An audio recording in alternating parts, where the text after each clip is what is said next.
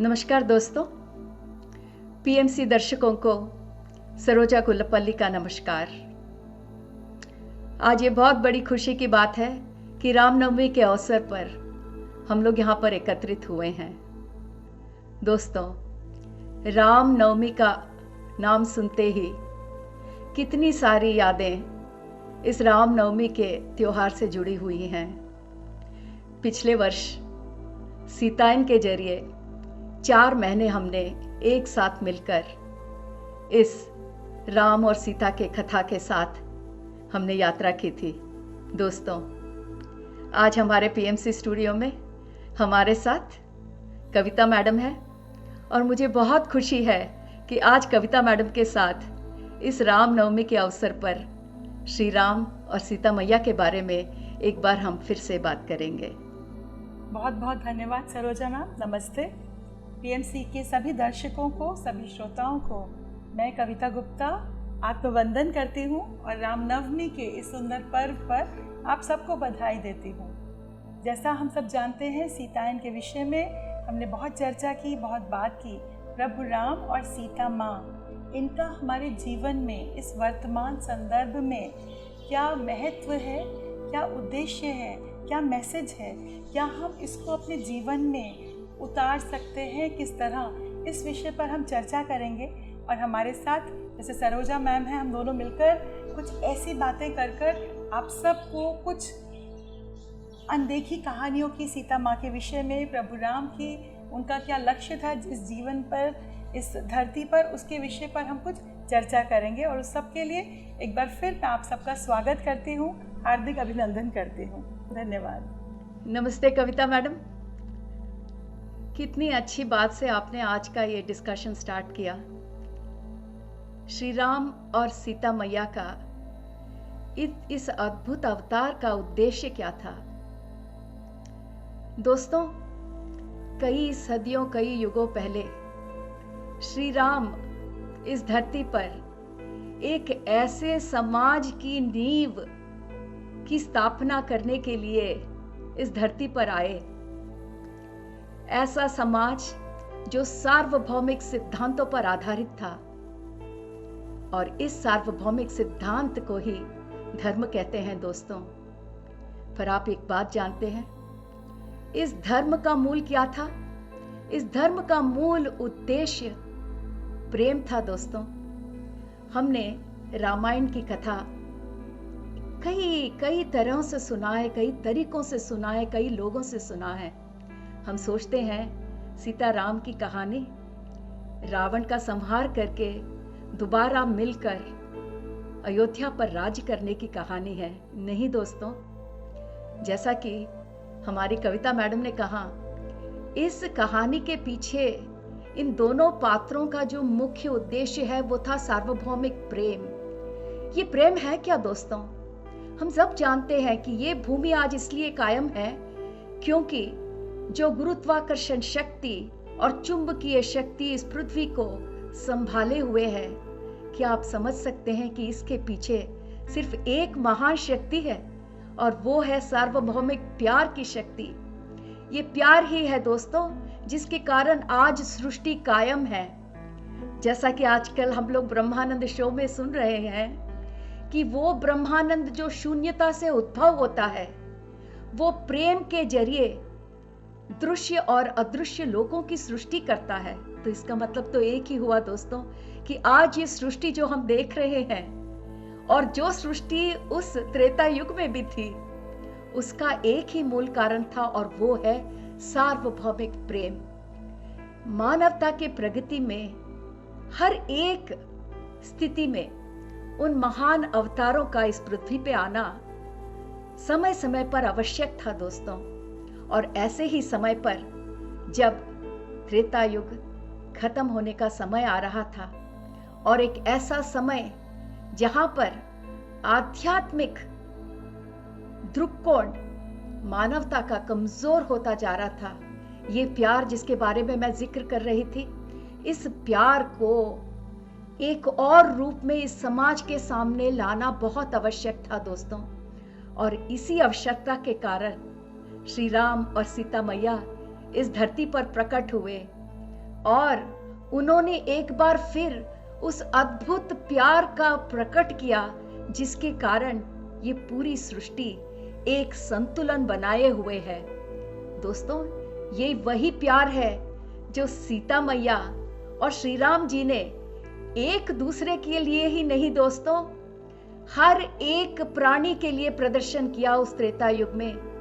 वो भले ही एक जंतु जीव हो, या वो एक वृक्ष हो, या फिर वो हमारी धरती मैया ही क्यों ना हो, या वो आकाश में चमकता हुआ एक तारा ही क्यों ना हो, हर एक चीज के लिए सीता मैया और श्री राम ने उस प्यार का इतने अद्भुत रूप से प्रदर्शन किया। दोस्तों, ये प्यार वो प्यार नहीं है जो खुदगर्ज से भरा हुआ है, ये प्यार वो नहीं है जो भावनात्मक है, ये प्यार वो नहीं है जो हम किसी को पाने के लिए करते हैं। दोस्तों, इसे ही हम कहते हैं अनकंडीशनल लव, जो बेशर्त प्रेम होता है।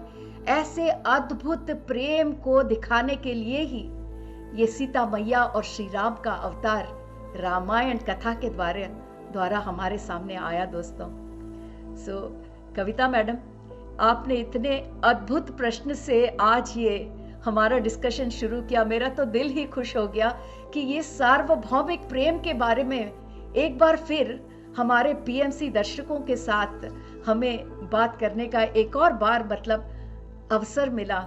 कविता मैडम, सब कहते हैं कि श्री राम जी और सीता मैया का मिलन हुआ और ये तो होना ही था, पर एक बार हम अपने दर्शकों को जरा ये बताने की तो कोशिश करें कि इसके पीछे उनका महत्व क्या था, सीता मैया और श्री राम के मिलने का क्या महत्व था।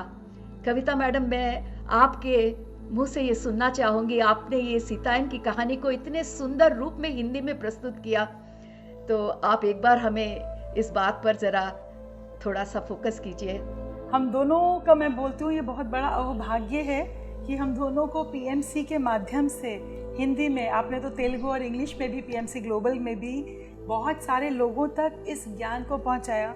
सबसे पहले डैना मैरियम, जो इस कहानी की लेखिका हैं, जिन्होंने इस विचार को, इस माँ सीता को चैनल कर कर अपने ध्यान के उत्कृष्ट अनुभवों के द्वारा उन्होंने उनसे वो बातचीत की, वो अनदेखी कहानियाँ हम तक पहुँचाएँ। ये भी बहुत सुंदर एक मैसेज है हर भारतीय के लिए, विश्व के हर ध्यानी के लिए, कि किस प्रकार ध्यान के द्वारा हम अपने भीतर अपनी आंतरिक शक्तियों को जागृत करके काल चक्र के हजारों वर्ष पुरातन काल तक भी पहुंच सकते हैं, जा सकते हैं। उसके भीतर ध्यान के द्वारा चाहे कितने ही वर्ष क्यों ना बीत गए हों, हजारों वर्ष, जैसा आपने सरोजा मैम अभी कहा ना कि जैसे पुरातन काल में त्रेता काल के, ये उस समय की कहानी है, त्रेता काल के अंत समय की कहानी है, जब आध्यात्मिकता धीरे धीरे लुप्त हो रही थी और भौतिकतावाद धरती पर व्याप्त हो रहा था, जो शायद इस हमारे ग्रह की उन्नति के लिए, भौतिक उन्नति के लिए ज़रूरी भी था।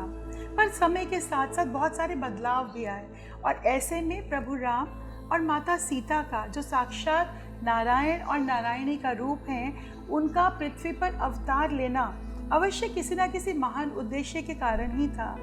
और ये बात तो, इसको अगर सादी और सरल भाषा में मैं यूँ कहूँ, अगर कुछ काम होता है, बाज़ार भी जाते हैं या कुछ भी लेने जाते हैं, तो उसके पीछे डेफिनेटली कुछ पर्पज़ होता है। अगर हमें कोई चीज़ सामान चाहिए, अगर मुझे ज्वेलरी चाहिए तो मैं ज्वेलरी की शॉप पे जाऊँगी ना, ग्रॉसरी चाहिए तो ग्रॉसरी की दुकान पे जाऊँगी, सब्ज़ी की दुकान पर तो नहीं जाऊँगी। ठीक कुछ इसी प्रकार जब हम मनुष्य एक छोटे मोटे कार्य को करने के लिए भी एक प्लानिंग करते हैं, हॉलीडे जाना है, छुट्टियों पर जाना है, तो कितनी पहले हमारी प्लानिंग हो जाती है कि हमको कहाँ जाना है, क्या काम है, कैसे करना है, कितने दिन रहना है, सब कुछ पहले से प्री प्लान्ड होता है।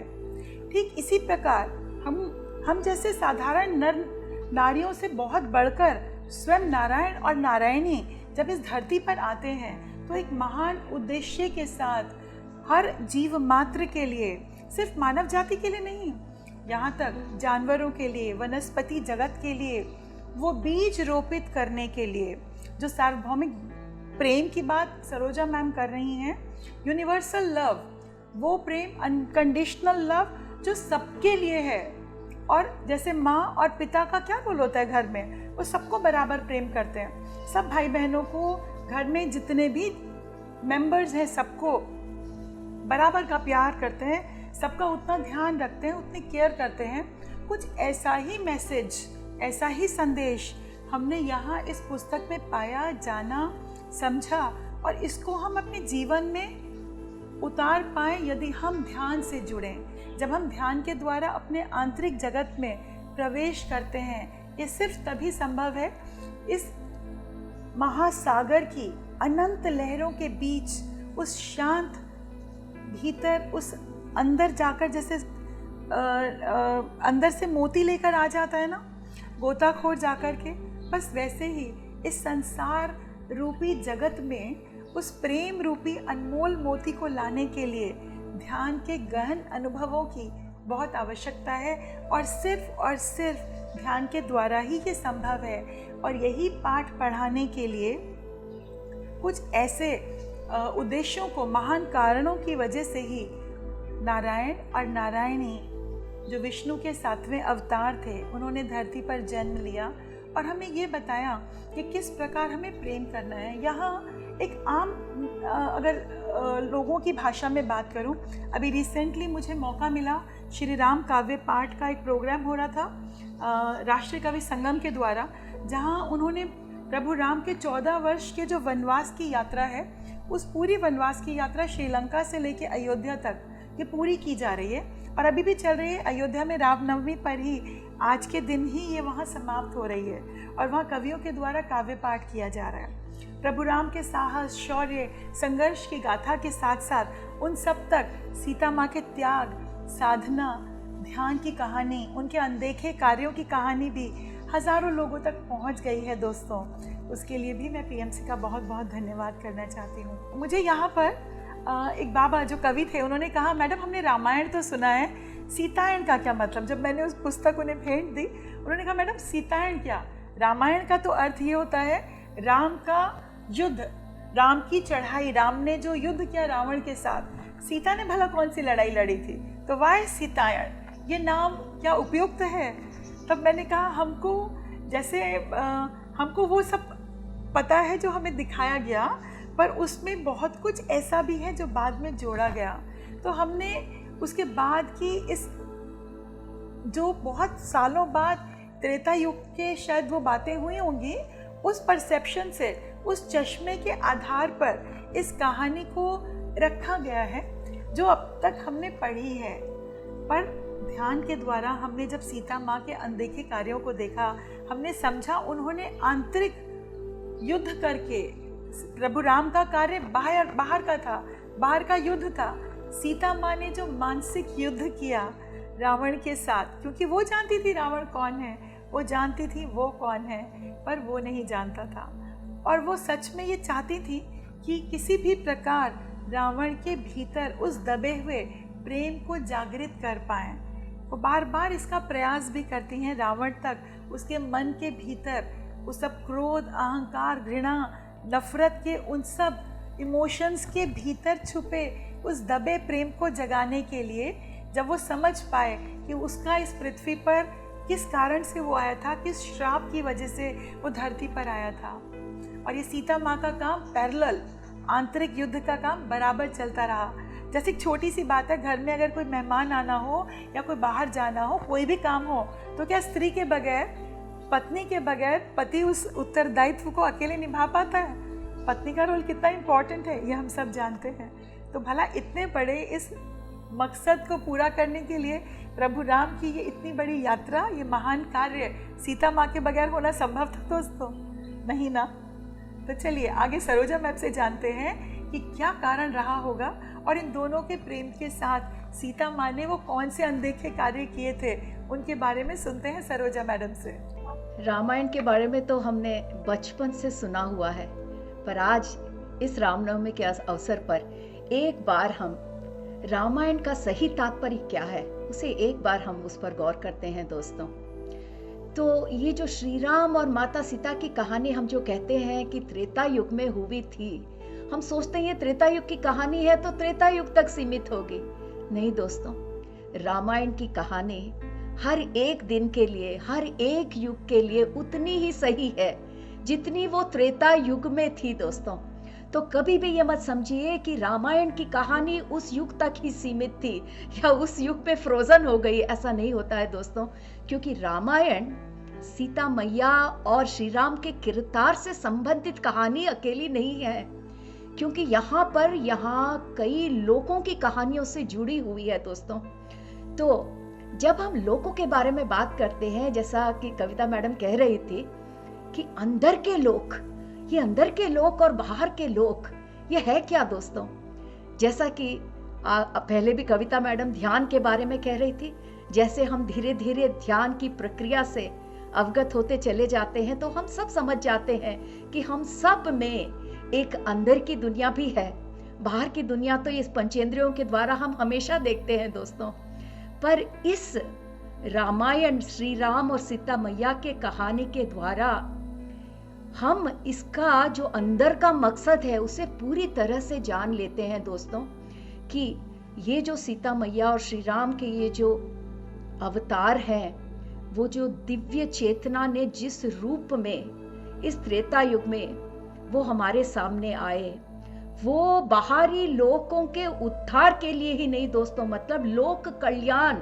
जैसा कि हम सोचते हैं सिर्फ पृथ्वी मैया के कल्याण की बात नहीं थी, यहाँ पर ऐसे और इतने अद्भुत चीजें हो रही थी जिसका जिक्र हम साधारण रूप से रामायण की कहानी में नहीं कहते दोस्तों। मैं यहाँ पर कुछ चीजें यहाँ प्रस्तुत करना चाहूंगी। सबसे पहली चीज दोस्तों, नकारात्मक भावनाएं। नकारात्मक भावनाओं के बारे में हम सब समझते हैं, हम सब जानते हैं कि हमारी जिंदगी में जितना हो सके हम नकारात्मक भावनाओं को दूर रख सके। पर इस रामायण की कथा के द्वारा या हमारे सीतायन की कहानी के द्वारा सबसे बड़ी बात जो आज के दिन में भी उतनी ही सही है वो हमारे सामने आती है दोस्तों। एक प्राणी जब अपना दिव्यत्व खो बैठता है, कैसा दिव्यत्व, कोई आदमी अपना दिव्यत्व कैसे खो सकता है दोस्तों? इतनी सरल बात है, जब एक आदमी का अहम जाग उठता है दोस्तों, एक अहम काफी है कि उससे क्रोध आए, उस क्रोध से मोह से लोभ, और ये नकारात्मक भावनाएं एक दूसरे से तीसरे से चौथे और बढ़ती चली जाती है। जैसा कि हमने जाना है कि वैकुंठ में जो द्वारपाल जय था, उसके मन में अहंकार का होना सही नहीं था, क्योंकि वो ऐसे लोक में था जहां नकारात्मक भावनाओं के लिए जगह ही नहीं थी। और ऐसे लोक में इस उदाहरण के साथ हमें इतनी भली भांति जान लेते हैं कि एक नेगेटिव वाइब्रेशन पूरे समस्त लोकों को हिला देता है दोस्तों। और रावण का जो ये अवतार, जो ये जिक्र रामायण में होता है, ये हमें वही पाठ सिखाने के लिए आया है कि दोस्तों, कि अगर हम अपने भावनाओं पर कंट्रोल नहीं करते तो हम सब में रावण बनने की क्षमता है दोस्तों। हम रावण नहीं है। रावण बनने या न बनने का ये जो है वो हमारे हाथ में है। और जब कोई आदमी या कोई साधारण व्यक्ति रावण बन जाता है, तब उस एक नकारात्मक व्यक्ति के कारण प्रकृति और धरती पर क्या बीतती है, ये हम रामायण के द्वारा जानते हैं दोस्तों। और एक अद्भुत बात जो हमारे सामने आती है, जिसे हम साधारण रूप से रामायण में जिक्र नहीं करते, हम साधारण रूप से उसके बारे में बात भी नहीं करते, वो है श्राप दोस्तों। हमें मालूम है कि हमारे सदियों पहले हमारे जो ऋषि मुनि थे, इस दुनिया को वो ही कंट्रोल करते थे अपने कानून के द्वारा, और उनका कानून था उनका श्राप। लोग सही दिशा में चल रहे हैं या नहीं चल रहे हैं, पर एक ऐसी दशा आई कि इतने महान लोग भी कभी कभी अपने भावनाओं पर जब काबू न कर पाए, तो वो श्राप भी लोक कल्याण के विरुद्ध काम करने लगता है दोस्तों। और इस रामायण की कथा में छुपी तात्पर्य, ये दूसरा छुपा तात्पर्य है कि बिना सोचे समझे जो श्राप ऋषि मुनियों के द्वारा उनके मुख से निकल गए, उसके कारण क्या अनर्थ हो सकता है, ये बात हम सब सीतायन के कहानी में भली भांति जानते हैं। तो इस रामायण की कथा का एक मुख्य तात्पर्य ये था, सीता मैया के अवतार का एक मुख्य तात्पर्य ये था कि इस श्राप की ये जो श्रृंखला है, इसका ये जो परंपरा है, उसको रोके। हम कहाँ बात करते हैं दोस्तों इन श्रापों के बारे में, पर जब ये जान लेते हैं कि सीता मैया के अवतार का ये एक और मुख्य उद्देश्य था कि जैसे भृगु महर्षि ने उन दिनों श्राप दिया, जैसे अभिता के पति को मिथिला में उस मुनि के द्वारा श्राप मिला, उसके कारण मीनाक्षी के पूरे वंश को कितना सहना पड़ा। भृगु महर्षि के एक शाप के कारण हमारी सीता मैया कितने त्यागों के दौर से गुजरी दोस्तों। और इस रामायण का तीसरा मुख्य तात्पर्य जो हम सामान्य रूप से नहीं बात करते, मैं आज उन्हीं बातों को बाहर लेके आ रही हूँ दोस्तों, जो हम रामायण की कथा में सामान्य रूप से बात नहीं करते, पर रामायण का वही मुख्य उद्देश्य है। और तीसरा है दोस्तों स्त्री शक्तिकरण। हम लोग अंग्रेजी में विमेन एम्पावरमेंट के बारे में क्या झंडे उठा के, क्या नारे लगाते आगे चले जाते हैं, पर क्या हमें ये ज्ञात है कि त्रेता युग में सीता मैया ने बिना झंडे बिना नारे के ही स्त्री शक्तिकरण का क्या लहर फैलाया दोस्तों। उन युगों में जो स्त्री योगी थे, जो स्त्री ऋषि थे, कितनी लंबी लिस्ट है दोस्तों। अनसुया जी, अरुंधति जी, लोपामुद्रा जी, देवहूति जी, अहल्या जी, इन सब का जिक्र जब हम करते हैं और जब उनके बारे में जानते हैं, तो इस कथा के द्वारा हमें एक बात बड़े स्पष्ट रूप से सामने आती है कि आज इस युग में हम सिर्फ पुरुष योगियों के बारे में, पुरुष ऋषियों के बारे में ही बात करते हैं, पर ऐसे कितने स्त्री हैं जिन्होंने अपने बच्चों को, अपने जिंदगियों का त्याग करके मानव कल्याण के लिए अपना सब कुछ लुटा दिया दोस्तों। तो ये तीन बात मैं अपने दर्शकों को हमेशा याद रखने के लिए कहूंगी दोस्तों। रामायण दिवाली मनाने के लिए नहीं है, रामायण सिर्फ सीता मैया का मिलन नहीं है, पर इसके पीछे का जो मकसद है वो हमें हमेशा याद रखना पड़ेगा। और ये बात याद रखते हुए दोस्तों, हमें एक और बात भी याद रखनी है कि जब हम कहते हैं कि अरे वाह, सीता मैया और राम जी की शादी हो गई, या फिर वनवास करने के बाद जब सीता मैया और राम जी मिले तो क्या मिलन था। पर एक बात याद रखिए दोस्तों, सीता मैया और राम जी के मिलन के पीछे का उद्देश्य क्या था। ये सिर्फ एक स्त्री और पुरुष का मिलन नहीं था दोस्तों, ये दो सभ्यताओं का मिलन था। ये अयोध्या और मिथिला का मिलन था। तो दो सभ्यताओं का मिलन क्यों होना पड़ा दोस्तों। यहां पर अयोध्या बाहरी रूप से सशक्त और प्रबल थी, मिथिला आंतरिक रूप से प्रबल थी। विवेक, उसका आंतरिक ज्ञान बड़े ही प्रगति के मार्ग में चल रहा था दोस्तों। अगर किसी को प्रगति करना है तो दोनों तरफ से करना होगा, बाहरी लोक से, आंतरिक लोक से। अयोध्या बाहरी तरह से प्रबल थी, मिथिला आंतरिक रूप से प्रबल थी। सीता मैया और श्री राम का विवाह अयोध्या और मिथिला का मिलन था।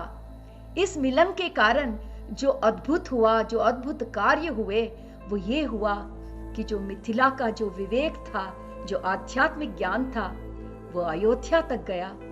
और जो भी कुछ हमारे जनक बाबा कोई सामान्य आदमी नहीं थे दोस्तों। आज हम ध्यान के द्वारा ये जानते हैं कि आंतरिक दुनिया कितनी प्रबल है। जनक बाबा एक बड़े ध्यानी थे, इतने अद्भुत ध्यानी थे कि वो अपने प्रजा को अपने बच्चों की तरह मानते थे। दोस्तों, ये जो प्रजातंत्र की यह जो बीज है, ये मिथिला से अयोध्या तक गया। कितनी अद्भुत बात है। प्रजातंत्र जो आज हम इतने गर्व से कहते हैं कि हमारे भारत देश में प्रजातंत्र लहराता है, ये तो हमारे भारतीय संस्कृति में कितने युगों पहले आ चुका है दोस्तों। जिस स्वशासन के बारे में हम आज बात करते हैं, ये स्वशासन का बीज तो जनक बाबा ने पता नहीं कितने युगों पहले बो दिया था। यही कारण था सीता और राम जी के मिलन का, कि ये जो स्वशासन की प्रक्रिया है वो मिथिला तक सीमित न रहे, अयोध्या तक इसका झंडा लहराता रहे, तो दोस्तों ये बात हमेशा याद रखिए कि रामायण की कहानी जो बाहर दिखती है वो भले ही एक अद्भुत कहानी है, पर हर एक घटना के पीछे एक अद्भुत सत्य है और उस सत्य में एक आध्यात्मिक विवेक मिला हुआ है।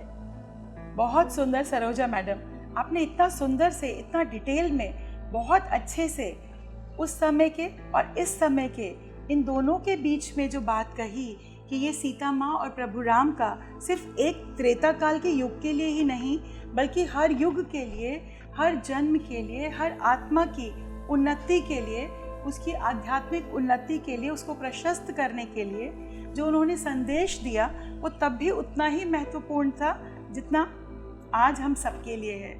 बहुत बहुत धन्यवाद मैडम। इसके साथ यहाँ एक और बहुत प्यारी बात मुझे आपकी लगी जब आपने ये कहा कि जैसे जो ऋषि थे, उनके साथ ऋषिकाएं, उनकी जो पत्नी थी, उनका भी बहुत महत्वपूर्ण रोल हुआ करता था, पर समय के साथ साथ उनकी भूमिका को, नारियों की भूमिका को महत्वहीन कर दिया गया। और जो ऋषि थे उनके साथ उनकी वो पत्नियां, उन्होंने भी उनके हर कदम से कदम बढ़कर उनके आगे सहयोग दिया था, और वो भी उतनी ही बड़ी ध्यानी थी और उतनी ही बड़ी थर्ड आई मास्टर्स थी, आई वुड से। जब अहिल्या की हमने कहानी सुनी, अहिल्या की कहानी हम सब जानते थे, हमने रामायण में भी सुनी थी, पर यहाँ एक बात जो मुझे बहुत टच की, जब, क्योंकि ये बात सीता माँ को भी कहीं ना कहीं पीड़ा दे रही थी, उन्होंने जब अपने पुत्रों को, लव कुश को ये कहानी सुनाई, बताते बताते चुप हो गई कि ये बात उन्हें बच्चों को बताऊं या ना बताऊं, पर फिर उन्होंने उन्हें बताया कि किस प्रकार अहिल्या जब पत्थर की बनी ये बात जानने के लिए वो भगवान के पास गई कि क्यों आपने उन्हें पत्थर में परिवर्तित कर दिया था। और तब उन्होंने कहा कि जब उन्होंने परीक्षा लेने के लिए स्वयं इंद्र उनकी कुटिया में आए, उनके प्रवेश करते के साथ ही अहिल्या माँ ने तो उन्हें शीघ्र पहचान लिया था, एक बार में ही पहचान लिया था, और उनके बीच ऐसा कुछ भी गलत नहीं हुआ था। परंतु कुटिया के बाहर जब वे निकले, उनके पति उनको देखते के साथ ही गौतम ऋषि क्रोध में आग बबूला हो उठे और उन्होंने श्राप दे दिया। पर जब उन्हें बाद में अपनी गलती का एहसास हुआ और उन्होंने चाहा कि मैं इस श्राप से मुक्त कर दूं, पर वो कर नहीं पाए, क्योंकि उस समय भी वाणी में इतना तेज और ओज था कि दिया हुआ श्राप वापस नहीं लिया जा सकता था। यहाँ राजा जनक जब माँ सीता को, बच्ची को, अपनी छोटी पुत्री को शिक्षा देते हैं, तब उन्हें एक बहुत प्यारी बात मुझे यहाँ लगी थी, जब वो ये कहते हैं कि सीता, सिर्फ ध्यान की साधना करके उच्च उपलब्धियों को प्राप्त करना ही काफ़ी नहीं है।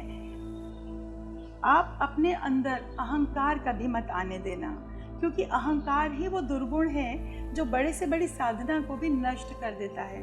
रावण बहुत बड़ा साधक था, उसने अपनी तपस्या के द्वारा बहुत शक्तियों को हासिल किया था, पर अहंकार की वजह से, अपने विकारों की वजह से, वासना की वजह से वो उस हद तक नीचे गिर गया कि वो अपने सद्गुणों को ही भूल गया।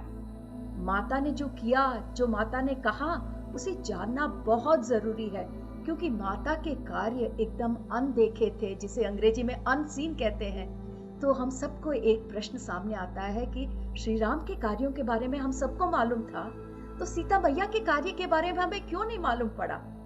तो दोस्तों, एक बात याद रखिए, जब हम इनकारनेशन लेते हैं, जन्म लेते हैं, सबके उद्देश्य एक नहीं होते। कुछ लोग अपना कार्य बाहरी रूप से करते हैं, तो कुछ लोग आंतरिक रूप से करते हैं। जैसा मेरे ब्रह्मानंद शो में भी मैंने हाल ही में आपको बताया था, जहाँ पे कृष्णा और राधा जी का उनकी बात होती है, तो कृष्ण जी बाहरी रूप से जो कार्य कर रहे थे हम सब जानते हैं, पर राधा जी ने जो किया वो हम नहीं जानते। तब राधा मैया ने हमें एक ही बात बताई, मेरे जीवन का उद्देश्य श्री कृष्ण के पीछे रहकर उनका सहयोग देना था, दुनिया के सामने आना नहीं था। बिल्कुल वैसा ही किरदार हमारी सीता मैया का था। राम जी के पीछे रहकर पीछे से उन्होंने पूरी आंतरिक दुनिया को हिला दी। एक दुनिया नहीं दोस्तों, सिर्फ रावण की दुनिया नहीं, हम सब की दुनिया भी सीता मैया के कार्यों से ही एकदम हिल गई है दोस्तों। तो एक बार हम सीता मैया के कार्यों को इस शुभ रामनवमी के अवसर पर एक बार याद कर लें।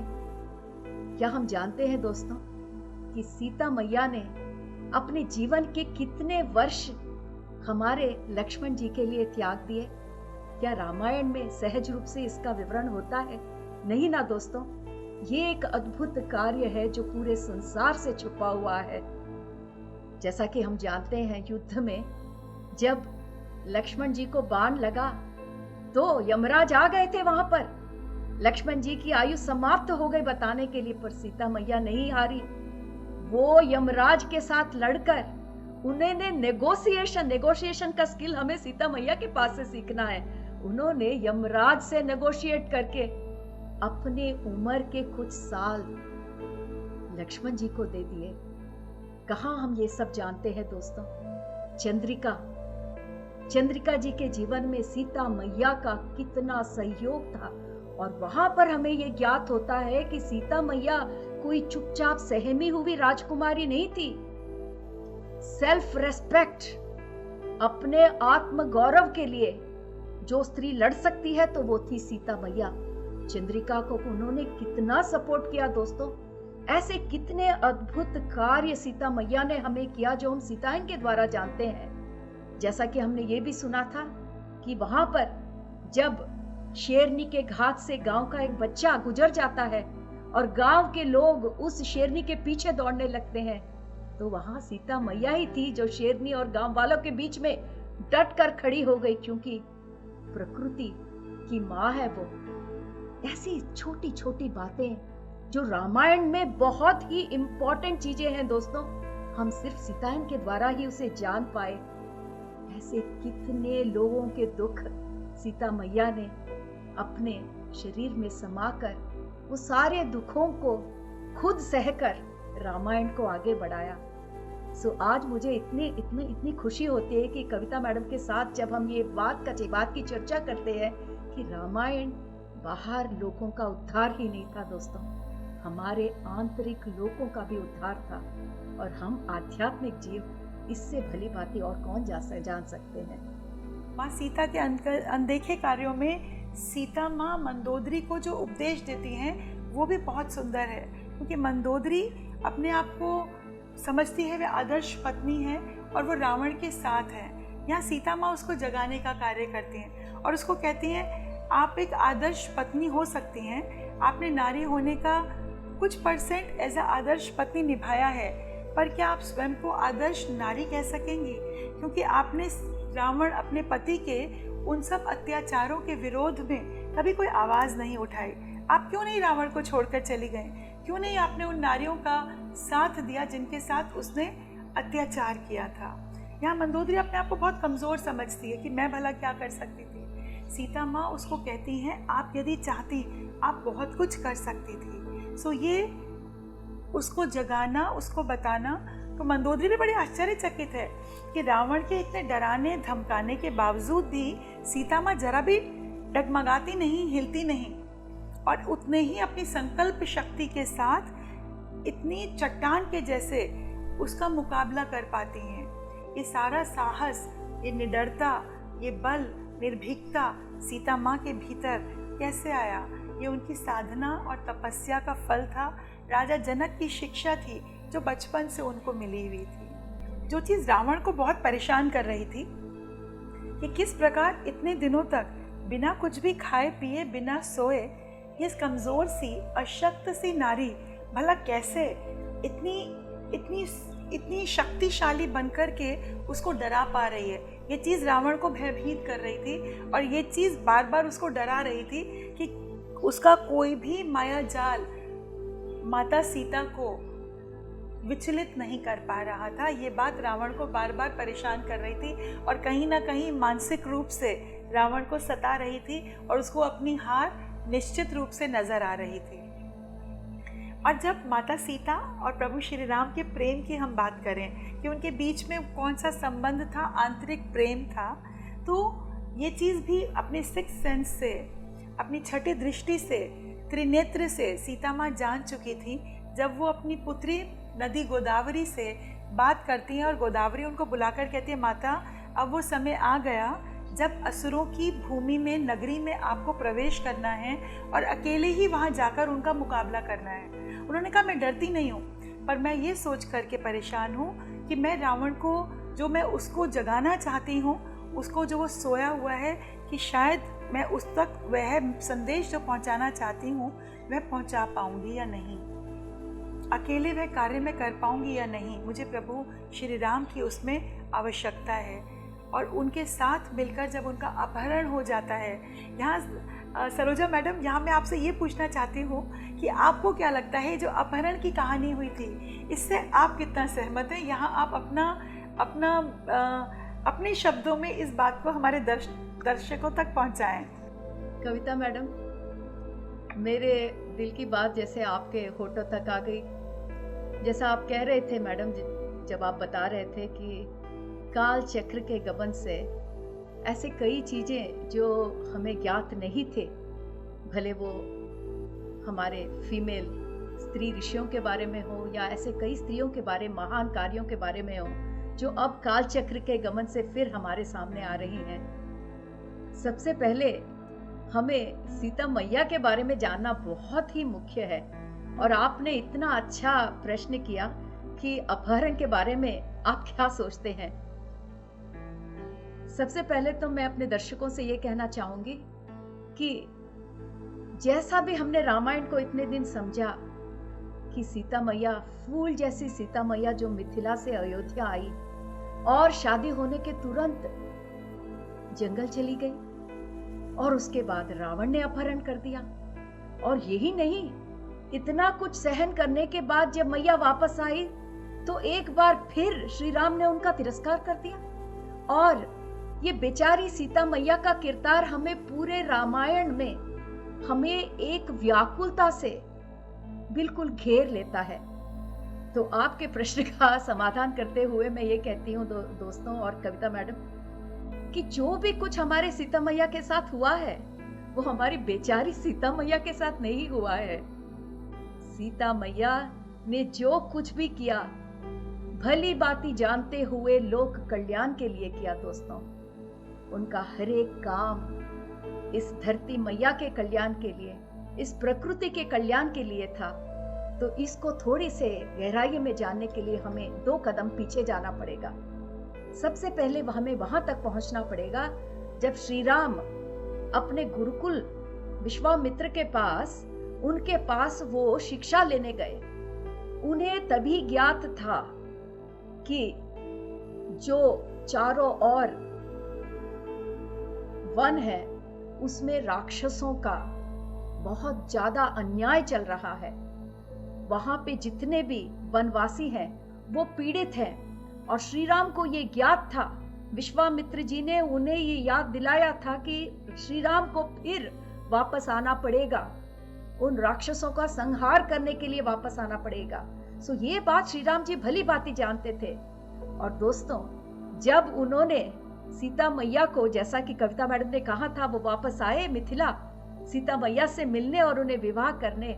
सीता मैया को एक नजर देखते हुए ही श्री राम समझ गए कि इस महान कार्य में, इस राक्षस संहार वाले महान कार्य में अगर मेरा साथ कोई दे सकता है तो वो ये ही देवी समान स्त्री है जो इस धरती को एक देवी की तरह पूजती है। दोस्तों, आपको ज्ञात होगा कि जब श्री राम मिथिला में पैर रखते हैं तब वहां का दृश्य एक बार मैं फिर से आपको याद दिला दूं। सीता मैया धरती से मिट्टी को लेकर उसे चूमते हुए अपने माथे पर लगा रही होती है। ये दृश्य काफी था श्री राम को ये ज्ञात करने के लिए कि ये देवी समान स्त्री इस पृथ्वी को कितना प्यार करती है। ये ही कारण था कि सीता मैया से उन्होंने विवाह किया। और वापस जब हम तो यही जानते हैं कि माता कैकेयी ने उनसे ये डिमांड किया कि आपको जंगल जाना पड़ेगा, पर ये उनका डिमांड नहीं था दोस्तों, ये तो श्री राम और सीता मैया का डिवाइन प्लान था। उन्हें जाना ही था क्योंकि यहाँ पर लोक कल्याण के लिए राक्षस संहार करना था दोस्तों, कि मैं उस राक्षस साम्राज्य में उनके अंदर के दिल के तहों तक जाने के लिए तैयार हूँ। किस स्त्री के मन में इतना विश्वास और इतनी श्रद्धा होगी दोस्तों कि लोक कल्याण के लिए अपने सारे सुख त्याग दे। पर ये सब सीता मैया के भली भांति उनके अपने अनुमति के द्वारा ही हुई दोस्तों। और आगे आगे जैसे हम लोग, मैं और कविता मैडम हम लोग बात कर रहे हैं, ये दो चीजें ही नहीं, सीता माँ की अनुमति से हर एक घटना जो सीता माँ की जिंदगी में हुई इस रामायण में या सीतायन में, सब सीता माँ के भली भांति जानते हुए, अपने अनुमति देते हुए उन्होंने कहानी आगे बढ़ाई। और कविता मैडम यही नहीं, आप तो अपहरण पूछ रही हैं, मैं तो और थोड़ा आगे जाना चाहूंगी इस सीता मैया के अपार प्रेम को हमारे दर्शकों के साथ बांटते हुए कि यही नहीं दोस्तों, वापस आने के बाद, वापस सीता महारानी बनने के बाद, जब लव कुश के साथ वो गर्भवती थी, हम लोग क्या सोचते हैं कि श्री राम ने उन्हें भेज दिया, वो चली गई? नहीं दोस्तों, नारायणी का रूप किसी के भेजने से बाहर नहीं जाती। उन्हें भली भांति ज्ञात था कि भृग महर्षि द्वारा दिया हुआ श्राप, उसका समय आसन्न हो गया था कि उन्हें श्री राम से अलग होना ही पड़ेगा। जो श्राप श्री राम ने स्वीकार किया था भृग महर्षि से, उसका आधा रिस्पॉन्सिबिलिटी सीता मैया की भी थी। और जैसा हम सुनते हैं कि वो वनवास गई, वहां पर उन्होंने लव कुश को जन्म दिया। ये सब भली भांति जानते हुए कि भृग महर्षि का जो श्राप कई सदियों पहले उन्होंने स्वीकार किया था, उसको पूरा करना ही होगा। और इसी कारणवश वो दोबारा जंगल गई। दोस्तों, एक बार सोचिए, लोक कल्याण के लिए कौन सी स्त्री इतना त्याग करती है? दोस्तों, हम सिर्फ राम जी के युद्धों के बारे में बात करते हैं, कहते हैं कि राम जी अपने वाक्य के एकदम कायम रहते थे, ऐसा राजा नहीं था। अवश्य दोस्तों, राम जी जैसे पत्नी व्रत पुरुष कहीं नहीं होंगे, ऐसा राजा कहीं नहीं मिलेगा। पर सीता मैया जैसी स्त्री, सीता मैया जैसी महारानी, सीता मैया जैसी मैया, सीता मैया जैसी जगन माता कहीं भी नहीं मिलेगी। दोस्तों, इतने आनंद की बात है कि राम नवमी के अवसर पर ऐसे महान जोड़ी के बारे में आज कविता मैडम से इतना कुछ बात करने का मौका मिल रहा है। तो सीता माँ ने जो त्याग किए हैं, अपने पति से अलग रहना, दूर रहना, जैसा भी सरोजा मैडम ने कहा, एक बार नहीं 2 बार, दूसरी बार जब वो अपने राज सिंहासन पर अयोध्या लौटने के बाद, एक बार फिर जब अपने पुत्रों को जन्म देने के लिए, लव और कुश के जन्म के लिए दोबारा वनवास जाती हैं, तो यहाँ पे भी श्राप तो था ही ऋषि का, उसके साथ उनके मन में ये भी विश्वास था कि वो अपने पुत्रों को जो शिक्षा देनी चाहती हैं, जो गुरुकुल में जिस शिक्षा प्रशासन प्रणाली का, जिसका संरक्षण करने के लिए उन दोनों ने जन्म लिया है, वो शिक्षा प्रणाली जो युगों से सत्य सनातन धर्म की सतयुग से चली आ रही जो शिक्षा प्रणाली थी, उस शिक्षा प्रणाली को आगे बढ़ाने के लिए, उस परंपरा को आगे बढ़ाने के लिए अपने पुत्रों को वो ज्ञान देना बहुत बहुत आवश्यक है। वो शिक्षा जो उन्हें अयोध्या के राजभवन में नहीं मिल सकती। अयोध्या के राज सिंहासन पर राज करना आसान है, पर वन में रहकर वन के विषय में जानना, वनस्पति जगत के विषय में जानना, गुरुकुलों में रहकर गुरु परंपरा को जानना और उस ज्ञान को हासिल करने के लिए वो जो परंपरा थी, उस परंपरा का पालन करना, ये बात भी उन्होंने हमें सिखाई। इसके साथ ही जब हमने कहानी में आगे बढ़े, सीता माँ ने कन्या गुरुकुल का भी स्थापना करने के लिए उन्होंने प्रस्ताव दिया और वैसा भी हुआ, जो आज के समय में भी बहुत सारे लोग आज भी इस चीज़ को इम्पोर्टेंस दे रहे हैं। और उन माँ सीता का मैं कोटि कोटि नमन करती हूँ। उनकी वजह से आज हर नारी, सिर्फ भारत की नहीं, विश्व की हर नारी को पढ़ने का जो एक सुंदर अवसर मिला, घर से बाहर निकलकर आगे बढ़ने का, पुरुषों के साथ कंधे से कंधा मिलाकर आगे बढ़कर सहयोग देने का, अपने पति के साथ आगे बढ़कर उसके हर कार्य में उसका सहयोग देने का जो एक मिसाल माँ सीता ने दी, हम सबके आगे एक ऐसा उदाहरण दिया जो हम सब भी कर पा रहे हैं।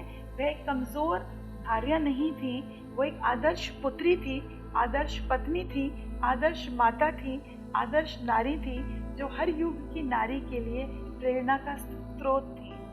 तो उनको नमन करते हुए, उनको ग्रैटिट्यूड करते हुए, उनके उन भावों को नमन करते हुए ये संदेश हम आज के इस समय के विश्व की हर लड़की को, हर नारी को देना चाहते हैं कि आप भी धर्म से, मजहब से ऊपर हटकर, क्योंकि ये उस युग की बात है जब कोई भी धर्म नहीं था, धर्म में बटा हुआ ही नहीं था हमारा समाज। तो हम भी उस सोच से, संकीर्णता से आगे उठकर, ऊपर उठकर उस उच्च कोटि के ध्यान को अपनाएं, जब हम मानव मात्र से प्रेम कर सकें। ऐसा प्रेम, ऐसा अलौकिक प्रेम, जिस प्रेम की मशाल को, जिसकी लौ को जगाने के लिए स्वयं प्रभु श्री राम और माता सीता इस धरती पर अवतरित हुए थे। Thank you so much. Kavita madam, आपने इतनी सुंदर रूप से इस प्रेम के बारे में, इस प्रेरणा के बारे में जो बात कही, मेरा तो एकदम दिल हिल गया। सच्ची बात है दोस्तों, रामायण की कथा एक प्यार की कथा, एक प्रेम की कथा है। हम सोचते हैं कि सीता माँ ने कितने मुश्किलें उठाई, इसमें प्रेम कहाँ है। दोस्तों, ये हमारे समझ की बात है। प्रेम, अलौकिक प्रेम, ये वो प्रेम नहीं है जो एक सिर्फ दूसरे प्राणी के लिए करता है। प्रेम क्या शब्द है दोस्तों। आज जो हम जीव जंतु देखते हैं, जो पेड़ पौधे देखते हैं, क्या वो प्यार का स्वरूप नहीं है? ये जो सृष्टि है वो प्रेम के वजह से ही आज कायम है दोस्तों। जो भी कुछ प्रेम यहाँ बह रहा है वो सृष्टि के रूप में बह रहा है, जो आज हम विश्व में देख रहे हैं। एक जमाने में हम ये सब जानते थे कि मानव और प्रकृति बिल्कुल हाथ मिलाए हुए एक दूसरे से प्रेम की भाषा में हमेशा बात करते हुए रहते थे, पर समय के साथ साथ वो स्मृति भी गायब हो गई दोस्तों। आज प्रकृति और हमारे बीच कितनी बड़ी दरार है। हम ये भी नहीं समझते कि बिना प्रकृति के हम अधूरे हैं। हम समझते हैं कि हमारी दुनिया बिना प्रकृति के कायम है। नहीं दोस्तों, रामायण की कथा को पूरी तरह समझते हुए, सीतायन में छुपे हुए जो संदेश हैं उनको भली भांति जानते हुए हमें ये ज्ञात होता है कि अगर हमें संपूर्ण रूप से जीना है तो इस सार्वभौमिक प्रेम को समझना होगा। उस सार्वभौमिक प्रेम को जो हर एक पशु पक्षी, हर एक पेड़ जो इसका रूप है दोस्तों। जैसा कि श्री राम ने कहा कि माता सीता के जन्म का उद्देश्य उस प्रेम को जगाना था जो हम धीरे धीरे भूल रहे थे।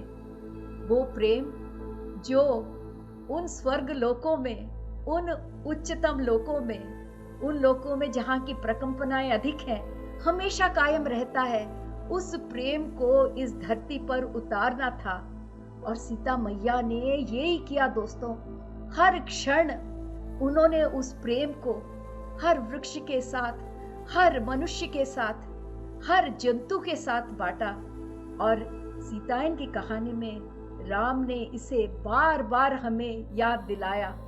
हालांकि सीता माँ इस प्रेम के सागर को हर जगह बांटती थी, पर सीता माँ का यही कहना था कि उस प्रेम के सागर को उनमें श्री राम ने ही जगाया था। जब मंडोदरी के साथ माता का संवाद होता है दोस्तों, तो उस प्यार का इतने अद्भुत रूप से माता जिक्र करती है। वो मंडोदरी से कहती है कि हालांकि ऐसा लगता है कि रावण में कोई प्रेम का लौ ही बचा नहीं है, ऐसा लगता है कि प्रेम गायब हो गया है, पर ये तथ्य नहीं है मंडोदरी। प्रेम रावण के दिल के अंदर छुपा हुआ है। वो उस प्यार को मानना नहीं चाहता। क्यों दोस्तों? जो मनुष्य प्यार को समझ जाता है, प्यार की भाषा को जान जाता है, वो दूसरों को कष्ट नहीं दे पाता। प्रेम का प्रवाह ही ऐसा होता है दोस्तों। जहां से प्रेम उमड़ता है वो भी उसको भली भांति जानता है, और जिस तरफ प्रेम बहता है वो भी उस प्रेम को भली भांति समझता है। और माँ ने मंडोदरी से यही कहा कि जब रावण के नकारात्मक भावनाएं, उसका क्रोध, उसका अहम, उसकी आकांक्षाएं, उसका लोभ मोह मिट जाएगा तो उसके प्रेम का सागर एकाएक उमड़ जाएगा। तो इससे हमें क्या सीख मिलती है दोस्तों? हम सबको ये जानना आवश्यक है कि हमारे अंदर, हर एक के अंदर वो सार्वभौमिक प्रेम जिसका जिक्र श्री राम और सीता मैया ने रामायण में हमेशा किया, हम सब में कायम है। और उसको बाहर लाने के लिए हमें अपने को इंट्रोस्पेक्ट करना पड़ेगा। हमें अपने आप को परिशीलन करते हुए हमारे भीतर की जो नकारात्मक मनोभावनाएं हैं, जैसा कि हमने रावण में देखा, मैं हमेशा कह रही हूँ, हम हर एक में क्षमता है रावण बनने की। उन सारे नकारात्मक मनोभावनाओं को समय समय पर अपने आप से दूर रखना पड़ेगा दोस्तों। जब हम प्यार के बारे में बात करते हैं, जो रामायण का मुख्य उद्देश्य है सार्वभौमिक प्रेम, वो सिर्फ लोक प्रेम तक ही सीमित नहीं था दोस्तों। जब सीता मैया और राम का विवाह हुआ और वो महलों में आई, अयोध्या के महल में, तो वहां का सारा वातावरण बदल गया दोस्तों। जब राम और सीता साथ मिलके बैठते थे तो नई नई शादी हुई, अवश्य प्रेममय वातावरण होगा, पर वो वहां तक सीमित नहीं था। राम और सीता मैया के ऑरा में या उनके चारों तरफ जो भी व्यक्ति आता था, उस प्रेम के सागर में डूब जाता था। कितना सुंदर वाक्य है दोस्तों। प्रेम दो व्यक्ति तक सीमित नहीं रहता। प्रेम उस पूरे परिस्थितियों को बदल देता है, उन सारे लोगों को बदल देता है जो उस ऑरा में आ जाते हैं दोस्तों। तो राम जी और सीता मैया के ऑरा में अयोध्या वासी एकदम उस प्रेम के रंग में रंग गए। ये तो सोमा के शब्दों में इतने अद्भुत रूप से सोमा हमें बताती है कि राजमहल की बात का वातावरण बदल गया। तो ये उस प्रेम का प्रभाव था दोस्तों। और जिस प्रेम के बारे में कविता मैडम ने हमें पहले बताया कि वो प्रेम जो सीता मैया और राम के बीच में हमेशा कायम रहता था, वो कांति के धागे थे। इतना सुंदर विवरण है कि प्रेम उन कांति के धागों की तरह सीता मैया और राम जी को बांधे हुए था, जिसके सहारे से कोई शब्द का प्रयोग करने का आवश्यकता ही माँ को नहीं था। अगर सीता मैया को राम जी तक कुछ पहुंचाना था तो उस प्रेम के धागों के माध्यम से बिना कुछ कहे ही प्रेम की भाषा में वो दोनों एक दूसरे से बात करते थे। दोस्तों, रामायण की कथा एक प्रेम कथा है, एक इतनी सुंदर भावना की कथा है। जैसा कि कविता मैडम कह रही थी, मेरे कुछ दोस्त हैं दोस्तों, जब उनकी बेटियां हुई थी, सीता मैया का नाम वो नहीं रखना चाहती, नहीं सीता का नाम हम नहीं रखेंगे क्योंकि सीता मैया ने बहुत कष्ट उठाए हैं। सीता मैया ने कष्ट इसलिए उठाए दोस्तों क्योंकि वो उठाना चाहती थी। किसके लिए? आपके लिए और मेरे लिए। ये तो गर्व की बात है कि सीता मैया जैसी स्त्री हमारे इस भारतवर्ष पे आज नहीं तो कम से कम त्रेता युग में तो आई। हमारा ये कर्तव्य है कि हम हर एक स्त्री एक सीता माँ बने, हर एक में से वो प्यार का सागर उमड़े और वो प्यार के सागर में जो भी लोग आए, चाहे वो जीव जंतु हो या पशु पक्षी हो, उस प्यार के सागर में रंग जाए दोस्तों। Thank you very much. Sita मैया के बारे में बात करने का मेरा जन्म धन्य हो गया और ये अवकाश देने के लिए आप सबको बहुत धन्यवाद।